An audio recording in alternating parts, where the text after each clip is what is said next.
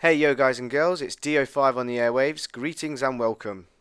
I'm going to take you through my remix of Akihiro Ohtani's original record, Biotope, released on the mighty Macarize in 2014. Now this remix has been supported by DJs such as Ruben De Ronde, Thomas Dat, Grooves and Kikis, Armin Van Buuren. What I'd like to do is take you through how I went about making this record, the thought process and the technical aspects also. So, let's start off by listening to the original for those of you who haven't heard it.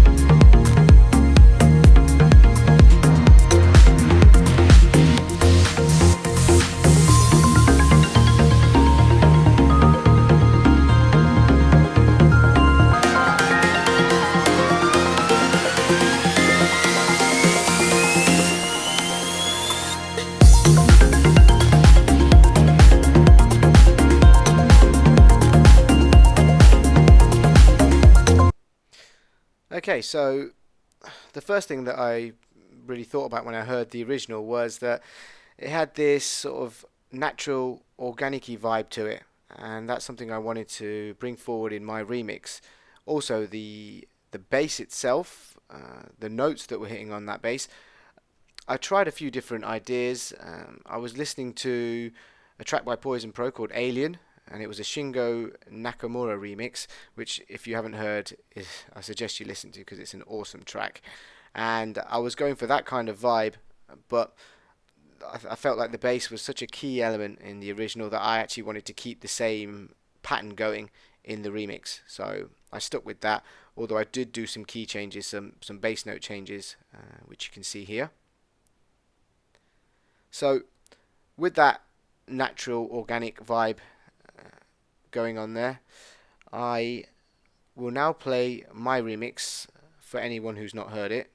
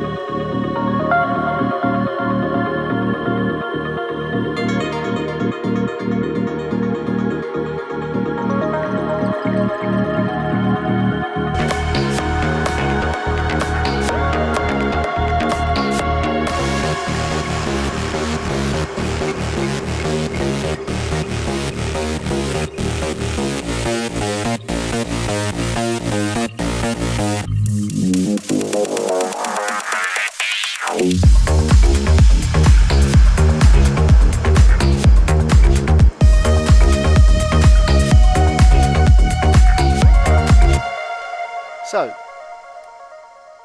you can hear from that I went for a kind of deep, darker, atmospheric, progressive vibe, but still keeping that naturalness to it, that sort of organic elements in there as well. So, let's take a look at this project, and I'm going to start by looking at the drums. I'll select a section with all of the drums playing. And let's take a listen first of all to how that sounds.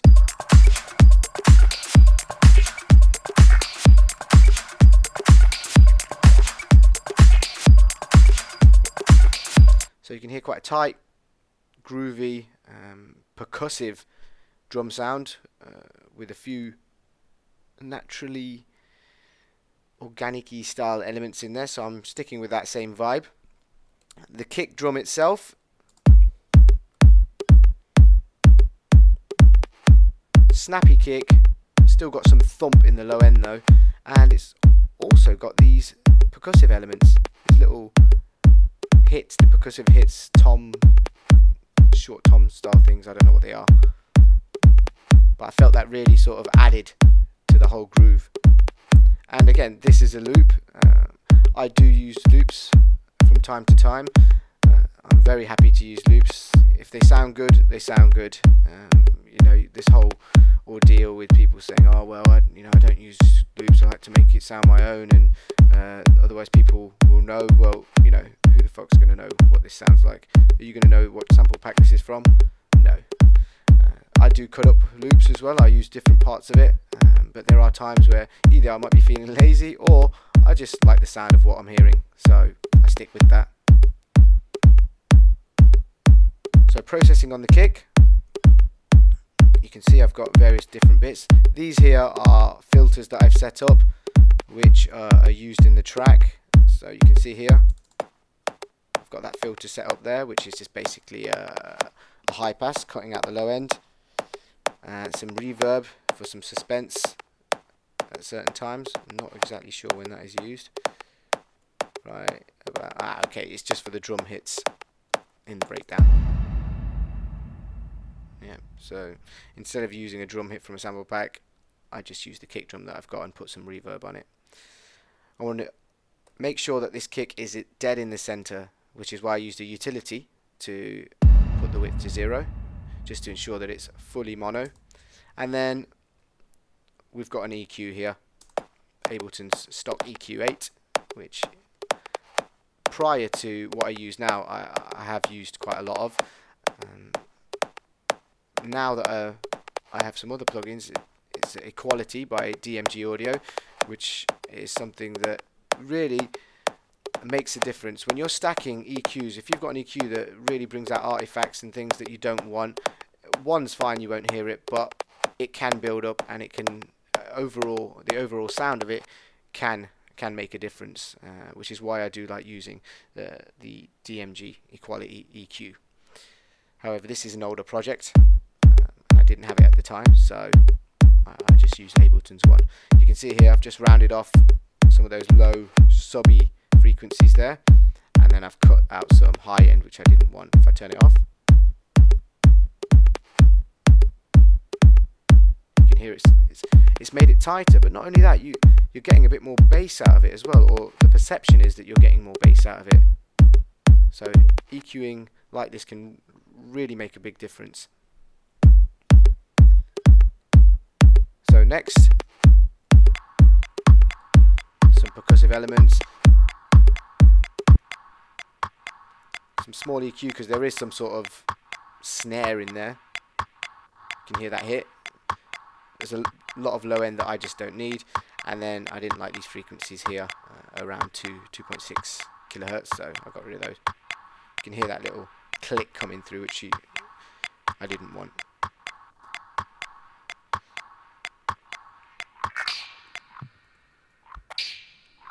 Some more percussion here. Some weird sound going on. Sounded good in the mix.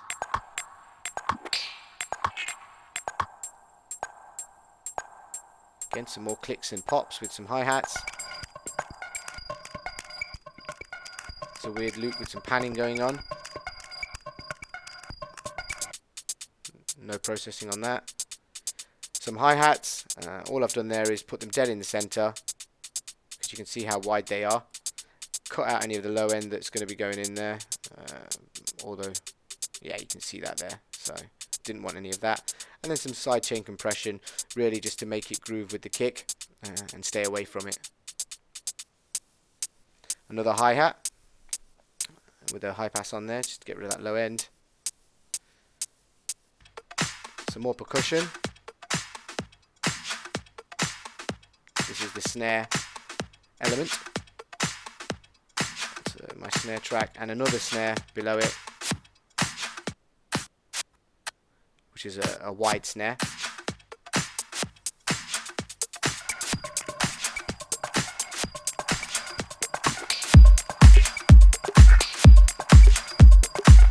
And that's the final sound. Now anyone could plaster together some loops, but making them sound right, finding the right loops and right sounds, should I say, is more of the finer art of things here.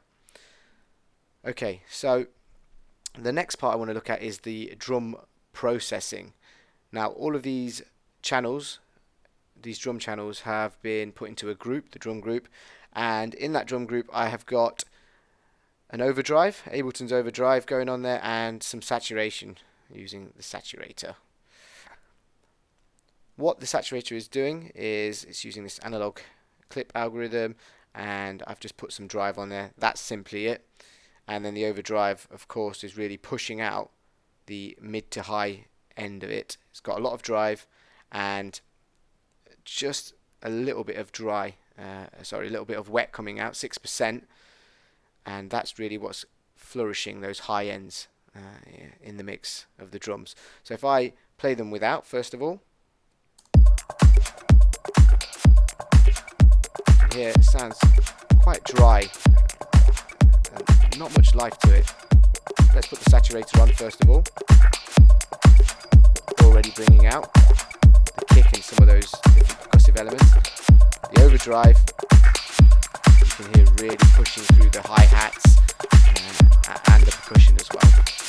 So it's a big difference. Let me just turn it off and on. So just some small steps of processing like this can make a massive difference. So always put in time and effort for that detail. Next, we'll take a look at the bass.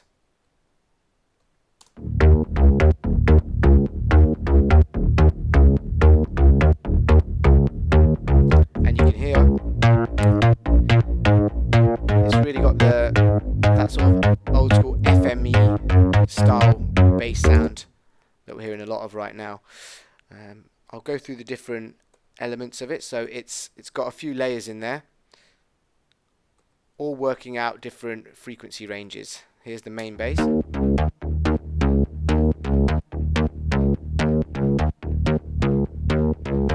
Used Massive for this. It was a Neuro bass patch, and I'll go through the processing and what it's doing. So I'm doing some high passing here with this auto filter, so anything below 81 Hertz it's cutting out. I've got a different patch, a sub bass patch, which is working on the sub, so I've cut that out of my main bass.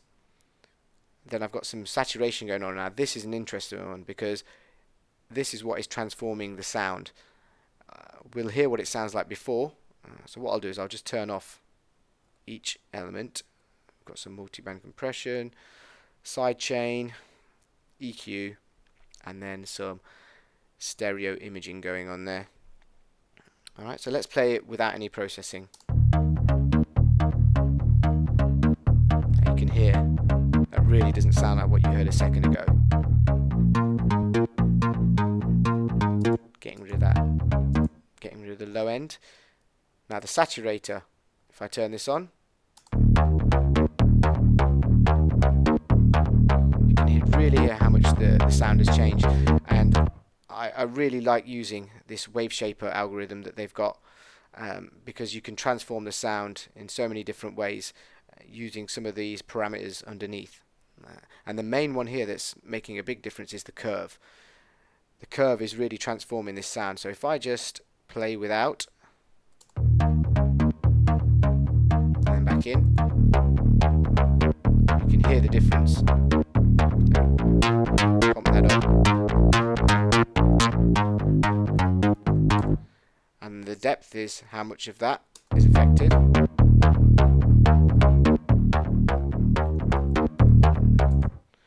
And you've got some different parameters here, but really it's this one that's making the biggest difference. And I use it a lot on my bass sounds just to get some cool results from it.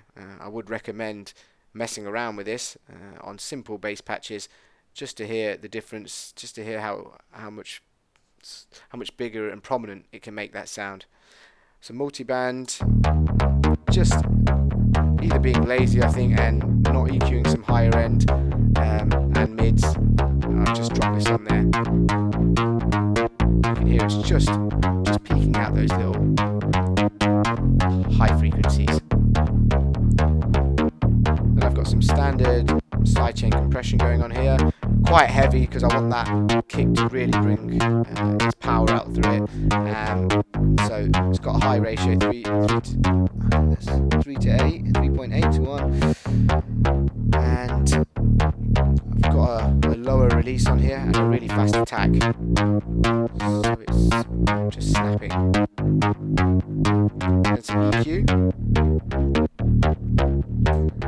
I found a problematic frequency at 1.8 kilohertz, which I didn't like, so I got rid of that. And then I've just rolled off some of the high end here as well, which I didn't want. Now you can hear it's quite mono at the moment, which is okay, but I wanted to give the kick some space, so I've used this Waves S1 imager to bring it out and make it more stereo. If you've got earphones on, you'll be able to hear the difference. Without, with. It's really, you can hear some of that reverb as well, the effects being brought through as well because you've widened the sound. So that's the main bass. We've got this plucky bass in here, massive again, and another high pass, everything below 230 out. You can hear how sobby that is with. So taking that out, some sidechain compression, same settings again, 3 to 8 ratio, and then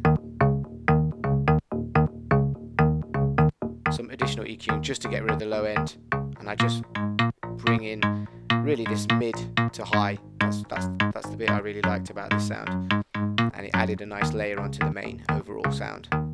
And then some stereo effect on here again using the Waves S1 imager, and really just a little bit to push it out to the sides again.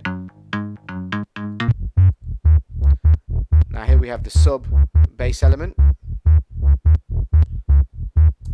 Now if I take this off so you can hear what it sounds like without, just get rid of that because we don't need that.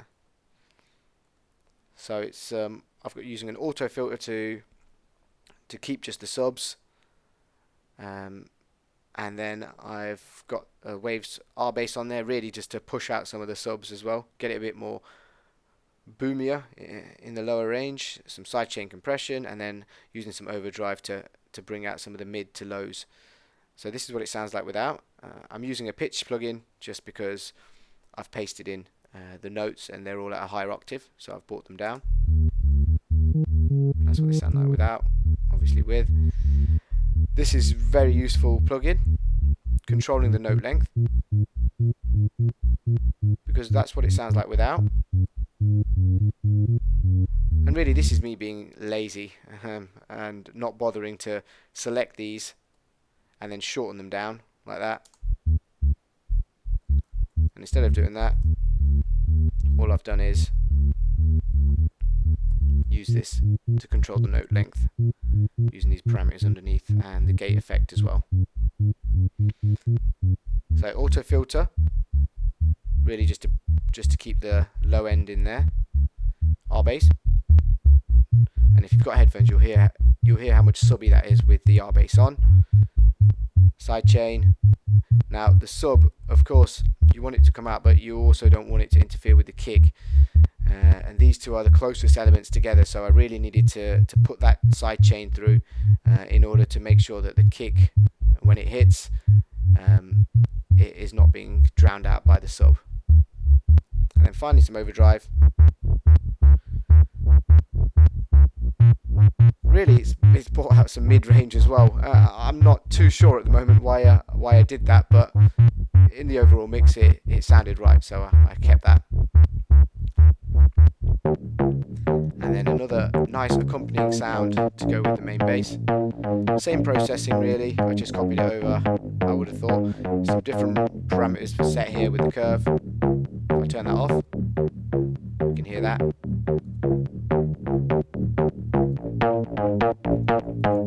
Hear the difference. Right, and then some multi-band compression, some EQing, some imaging here just to bring it out and make it a lot wider, and then some final EQing here to control some of the elements, the frequencies, and I brought out around the 524 kilohertz, just a little boost, and then I've cut the rest or rolled it off from 2.91 on the high end. Okay, so altogether the bass sounds like this. And again, what makes the bass sound like this is the final processing. So all of these channels here have been routed to another bus, another channel, which is my bass bus, and that you can see down here. And I've got some additional processing going on. You can see one of these is just an effect. This one here, I just created a few EQ effects with an auto filter as well. Put them in created a macro for them and assigned some of the controls to the macro knobs here. And you can hear what they sound like. If I just play that, this is just a notch bandpass effect.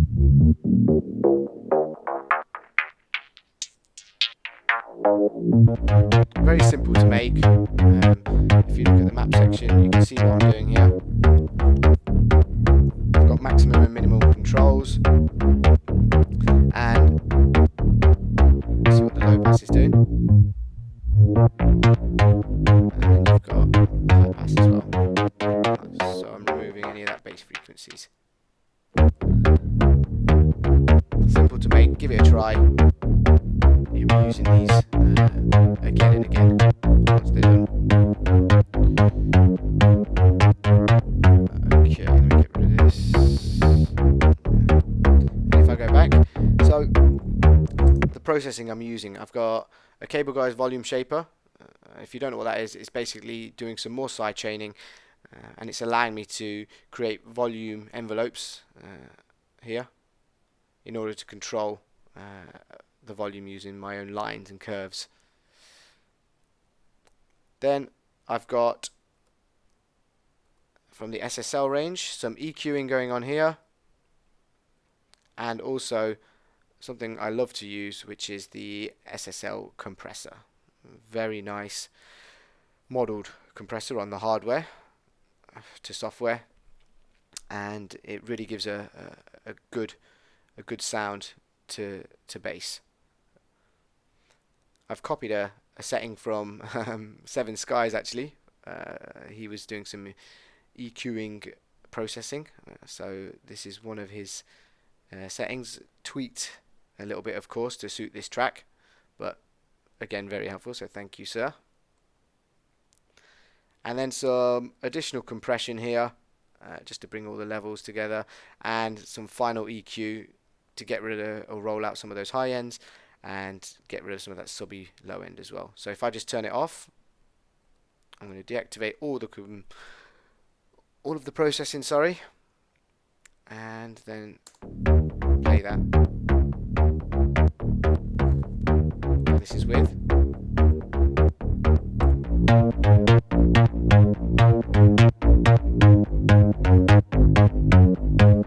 And without.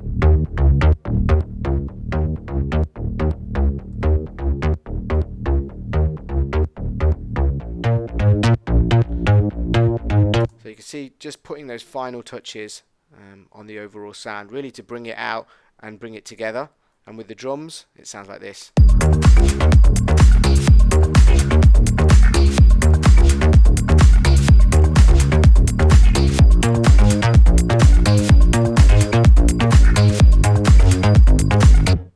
volume shaper, really just making sure that it doesn't get in the way of that kick hitting first of all.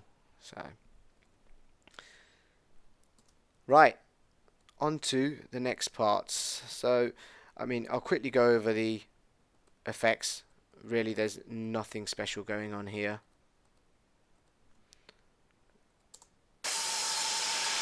Yeah, some crashes, some EQ reverb and flanger. Again, just something different, you know, give it a bit more movement, just not to make it sound so basic and standard.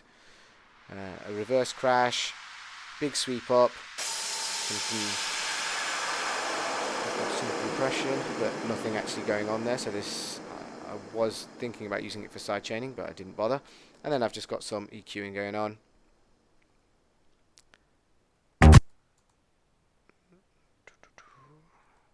Some effects that I'm not sure what it is. May find out now. Or not. Okay, and then just some downlifters there. And that's pretty much it. Effects is few and far between, you just make it your own. Okay, now on to the synths. So when we start off the track, I've got some plucks going on. And I'm using Sylenth. It was actually a preset, Stan Kolev style. And then some automation on the filter cutoff, opening up. Some EQing, some compression, and some side chaining.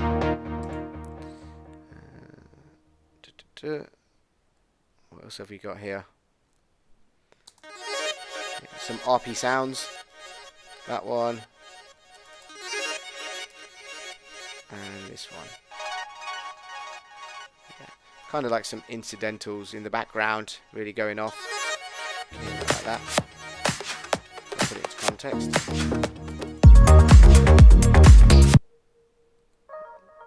And again there. That's some road sound, but used as not. And it's kind of like call and response going on there. One says something, then something responds with it with another melody. Now, processing wise, what have we got? We've got an auto filter on there, and really just because I wanted the mid and highs. Some EQing because there was some spikes in the frequency range which didn't sound good to me, so I removed those. And then some delay, stock Ableton reverb, some sidechain going on, and then some additional effects, which was a flanger and a phaser, just to give it a bit more movement. Probably very subtle.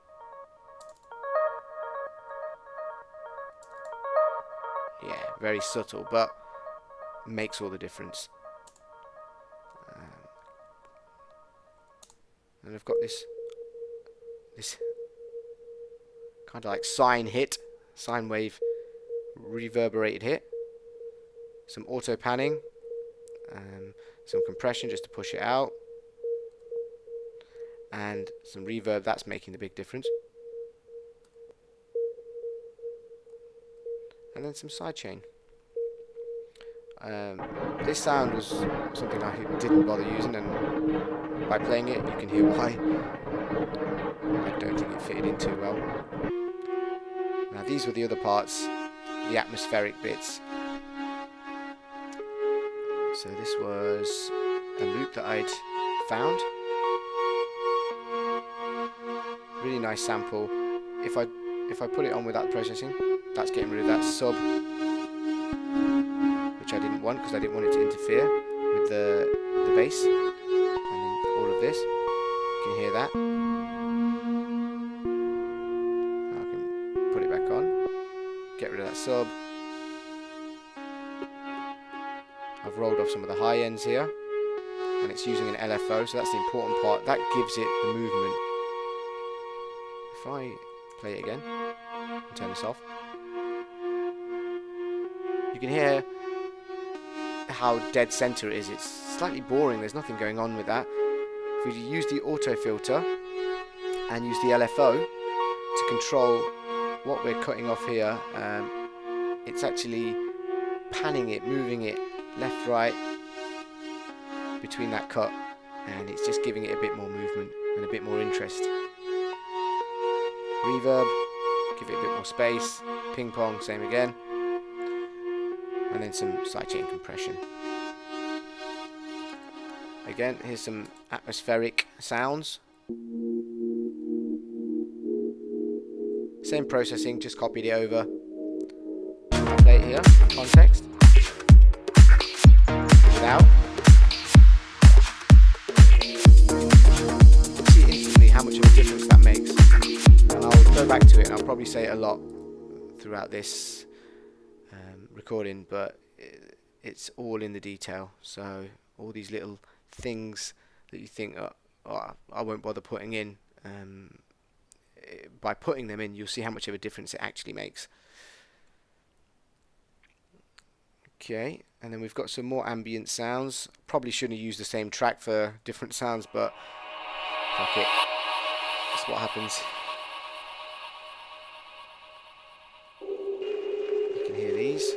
Again, same processing, auto filter for movement, reverb, delay, compression, and I've got another auto filter which is basically filtering in the sound at times, and then at the very start of it I've just got high pass cutting out that low end.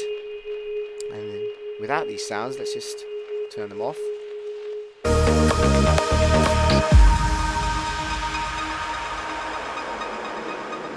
That's what it sounds like. Let me turn it on. You can hear automatically your imagination is kind of wandering away now with all these different sounds going on. Very subtle, but still in the background working their way. Okay, so the main part now is the lead in the breakdown. So I introduced one of my favourite leads, which I'm a sucker for, better for worse, using in a lot of my tracks, and it's this really sort of synthy 80s guitar-y type sound, but in this track actually makes it quite eerie. I'll just play it for you.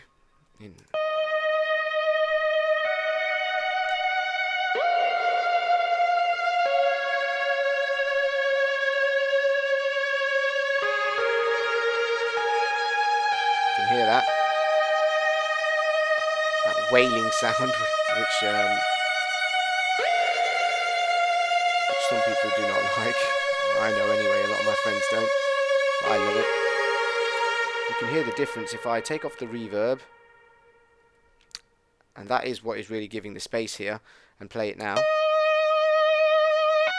That's it in its rawest form.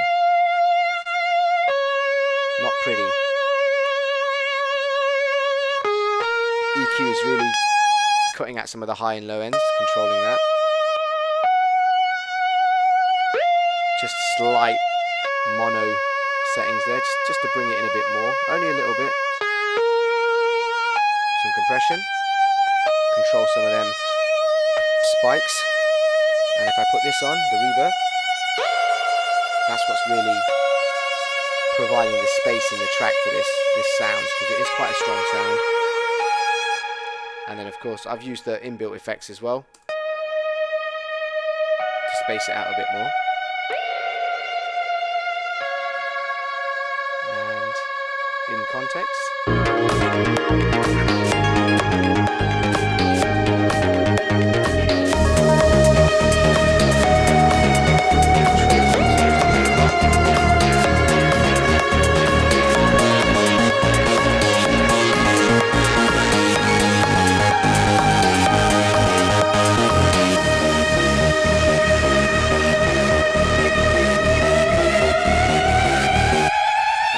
Pitch automation, as you can see there.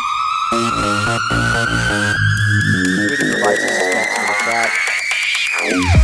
Kicks back in.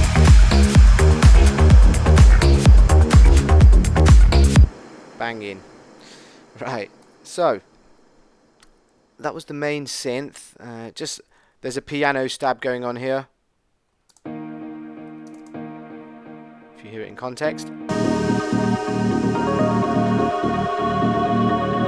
Really you hear it, but it's not that prominent, but it's making all the difference in there. I've used Nexus for that. Really light piano. Processing wise, this is the only range of frequencies that I wanted, or that sounded good to me. You can hear that's what it sounds like. We don't need all that carry on, we just need this reverb, space, some compression, put that back in, and then some final roll off on the high end with this auto filter. I've got the standard bass playing. So this is one of the bass patches already, the bass tracks. However, I did introduce a new bass channel, and that's this one here. You can see it's got similar settings again. Set, just to give it that build up, I'm using an overdrive. That's what it sounds like. Auto filter automation there.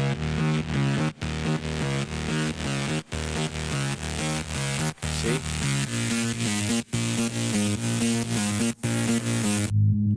All sorts of automation going on. And if I just turn off this saturator, that's what it sounds like. Not as big a difference as the other ones.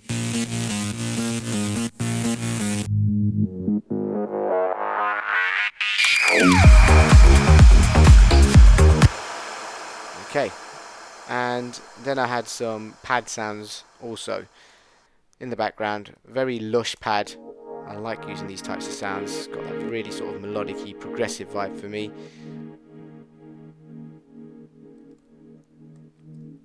Just a straight note, and some auto filter used to roll off the high end, and using an LFO again for some movement. Some EQ here to roll off the low end, so high passing, and then some reverb, give it a bit of space, some delay, and then some sidechain compression. This one here is something that I didn't use. I'm not sure why. Let's just take a quick peek.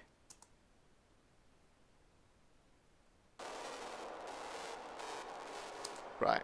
Enough said about that. Okay.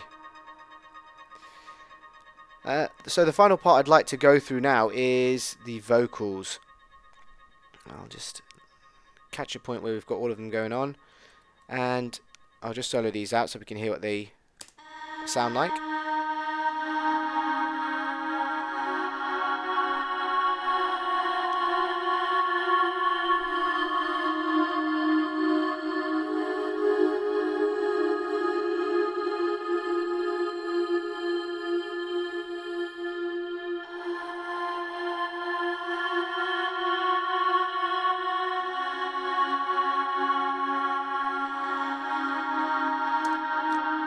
Very eerie, angelic-y, serious-y sort of shit going on there.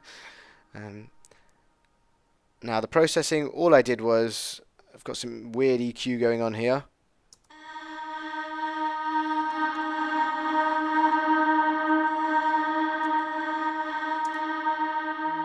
Not entirely sure what this is all about here, but it's what I had at the beginning. I simply duplicated this track and then put these samples in each part and fixed them together so they sound the way they sound. Compression, some delay and some reverb, and then some sidechain going on. Now again, it makes a big difference if I play the track without.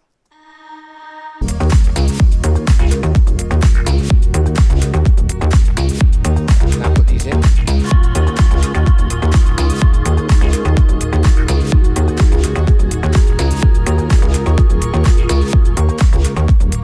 See, it just completely takes away that feeling that it's giving you. It's telling a story, it's doing something.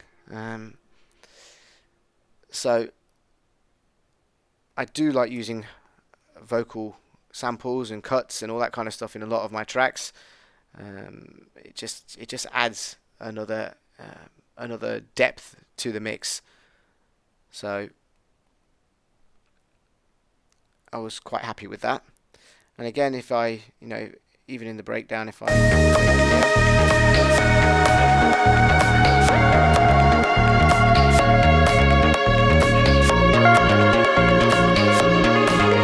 again, really adding another level of depth into the track.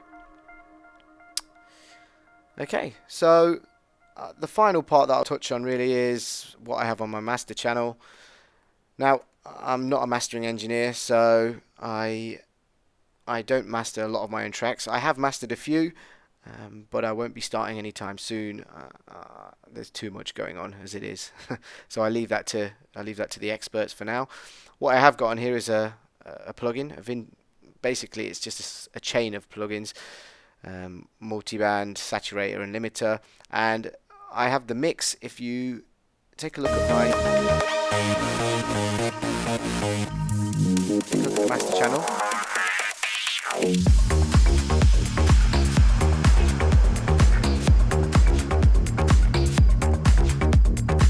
You can see it's nowhere near peaking or anything of the sort. So any mastering engineer would be very happy to have that much headroom to play with. So all I use this for is a way to listen to how it would sound if it did have some sort of mastering on it. If I really wanted to push it on some speakers and get that feel for it, then I would turn this on.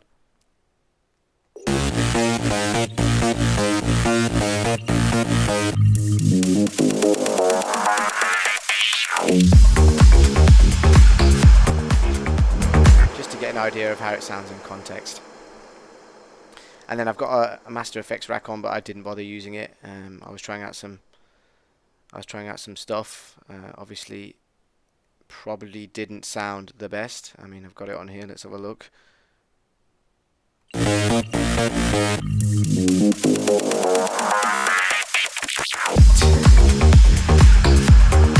Yeah, okay. So I don't think I need to explain why I didn't bother using that instead. Right. Well, guys and girls, I hope you've enjoyed watching this and got something from it. You can catch me on all sorts of social networks. Facebook as D05, SoundCloud /D05, or you can catch me on Twitter at D05 Music. Alright guys, peace out.